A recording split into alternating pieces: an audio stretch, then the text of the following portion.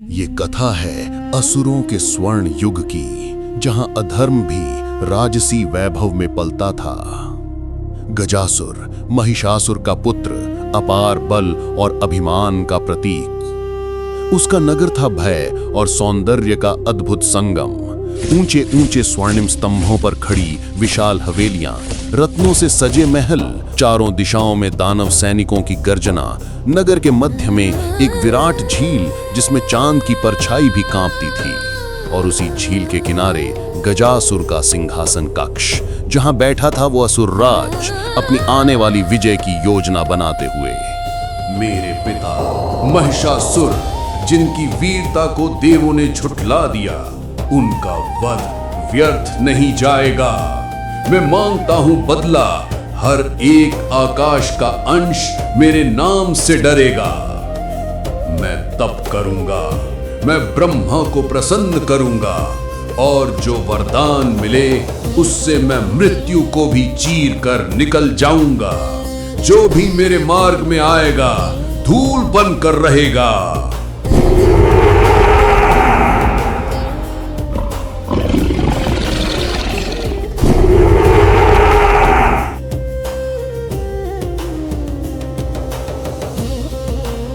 गजासुर अपने शानदार भवन से प्रस्थान कर चुका था, और सामने असीम अंधकारमय वन। वो वन के भीतर बढ़ता गया, दिन रात वर्ष। अंततः वो पहुंचा एक ऊंचे गिरी शिखर पर, जहां केवल वायु, वर्षा और एकाकीपन था।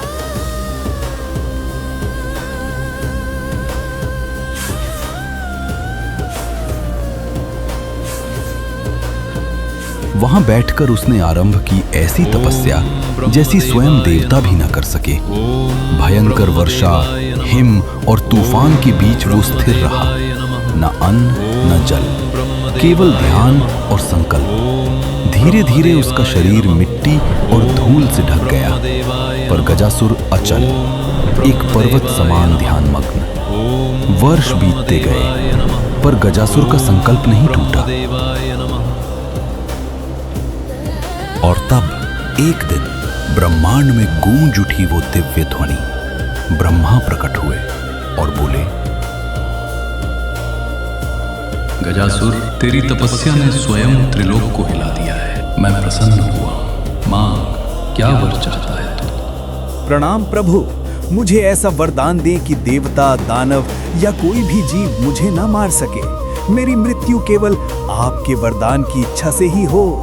तथास्तु, पर स्मरण रहे, अभिमान का अंत सदैव पतन से होता है। ब्रह्मा लौट गए। इस प्रकार गजासुर को मिला वरदान अमरत्व का, किंतु इस वरदान ने उसके भीतर जन्म दिया वो अभिमान जो शीघ्र ही सृष्टि को विनाश की ओर ले जाने वाला था। वरदान पाकर गजासुर लौटा, पर अब वो वही असुर नहीं था। उसके हर कदम के साथ धरती कांप उठती थी। उसकी आंखों में थी अपार शक्ति और हृदय में अंधा अभिमान। असुरों की सेना, हम आक्रमण करेंगे देवलोक पर। आज से सृष्टि का शासन मेरे हाथों में होगा। देवलोक मेरे नाम से कांपेगा। रणशंख बज उठे और असुरों की सेनाएं सजने लगीं।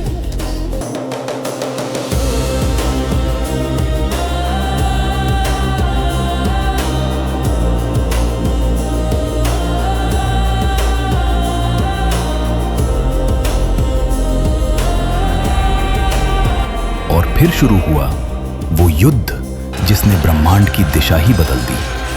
देवता एक एक कर गिरे। इंद्र का वज्र टूट गया। स्वर्ग में शांति नहीं, केवल भय का राज था। उसकी सेना ने पर्वतों को रौंद डाला। नदियां रक्त से लाल हो गई। इंद्र के वज्र भी उसके वरदान के आगे निष्प्रभ हो गए। हम हार रहे हैं। अब केवल एक ही सहारा है, महादेव। कैलाश पर्वत की निस्तब्धता में महादेव समाधि में लीन थे। चारों ओर हिम, शीतल वायु और मौन, पर उसी क्षण ये मौन टूट गया। प्रभो, हमारी रक्षा कीजिए। गजासुर ने इंद्रलोक पर अधिकार कर लिया है। सभी पराजित हो चुके हैं। जब शक्ति का संतुलन बिगड़ता है, तब सृष्टि डगमगाने लगती है। गजासुर ने वरदान पाया, पर विनम्रता खो दी। अब उसका अभिमान भस्म होगा। अधर्म का अंत समय निकट है। शिव के नेत्रों से निकली वो ज्वाला जो सृष्टि का आरंभ और अंत दोनों है, और उसी के साथ आकाश में गूंज उठा हर हर महादेव। स्वर्ग और पृथ्वी के मध्य आकाश में फैली थी भय की छाया। इंद्रलोक जल रहा था, गजासुर का अट्टहास गूंज रहा था। तभी मेघों को चीरती हुई एक तेजस्वी ज्वाला उतरी। स्वयं महादेव रणभूमि में पधारे।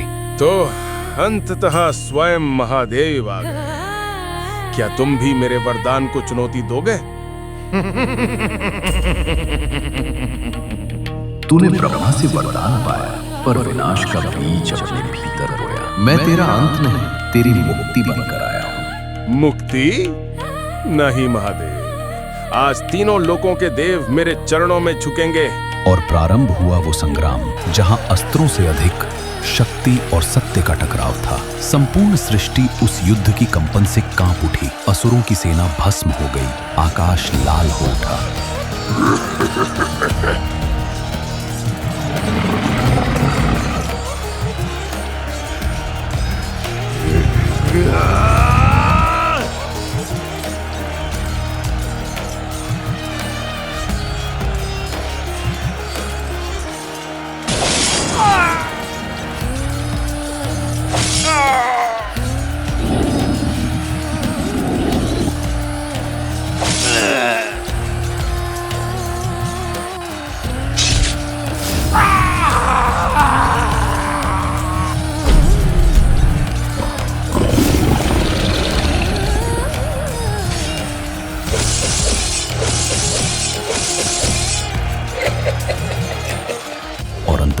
शिव के त्रिशूल से निकली एक किरण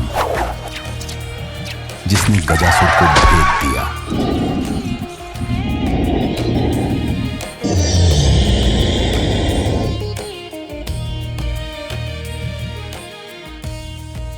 प्रभु, मैं समझ गया, अभिमान ही विनाश है। मुझे क्षमा करें और एक वरदान दें। मांग गजासुर, यही तेरे जीवन का अंतिम अवसर है। प्रभु, मेरा शरीर आपका आवरण बने, आप मेरी देह धारण करें और जगत मुझे आपके रूप में पूजे। आप कृत्तिवास नाम से विख्यात हो। शिव ने मुस्कुराकर उसकी प्रार्थना स्वीकार की। गजासुर का देह भस्म हुआ, पर उसकी आत्मा महादेव में विलीन हो गई। और इस प्रकार गजासुर का अंत हुआ, परंतु उसका नाम अमर रहा। महादेव कृत्तिवास बने, जो धारण करते हैं दानव के अभिमान को भी करुणा में परिवर्तित कर। कैलाश पुनः मौन हो गया और शिव फिर से ध्यान में लीन हुए। अगर आपको ये महादेव की दिव्य कहानी और इसकी AI VFX प्रस्तुति पसंद आई हो तो कमेंट करें और बताएं। ऐसी ही और अद्भुत कहानियां हम फिर लाएंगे रुद्र धुन के साथ।